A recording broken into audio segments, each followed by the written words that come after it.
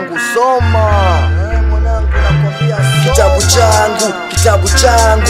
changu cha vina, kitabu changu cha vina. Kwanza nikishika kalamu, msanii utafuta karatasi kabla sijaanza kuandika marhyme.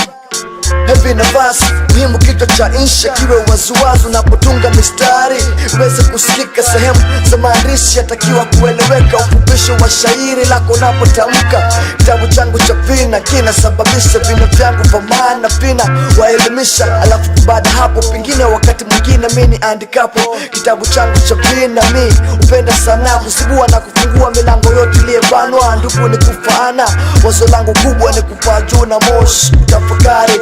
Naposhika mawingu nasikia sauti nzuri kichwani mwangu, na fungua macho na kuona kile ambacho kilicho ndani yangu moyoni mwangu, na kitoa kinywani mwangu hadi kwa stakabadhi. Hakikisha umehifadhi ndani ya kitabu changu. Chukua kitabu changu, fungua kitabu changu, pitia kitabu changu, soma kitabu changu, pewa kitabu changu, andikia kitabu changu. Chukua kitabu changu, fungua kitabu changu, pitia kitabu changu, soma kitabu changu, pewa kitabu changu, andikia kitabu changu.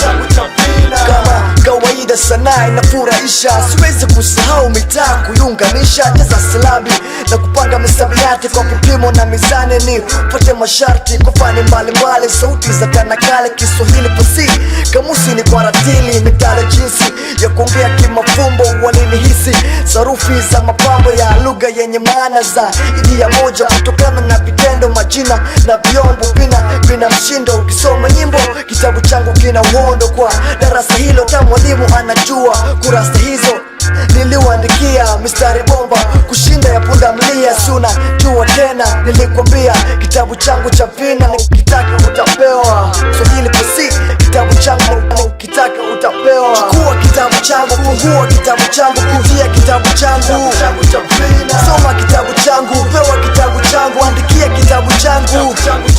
Chukua kitabu changu, fungua kitabu changu, pitia kitabu changu, soma kitabu changu, pewa kitabu changu, andikia kitabu changu.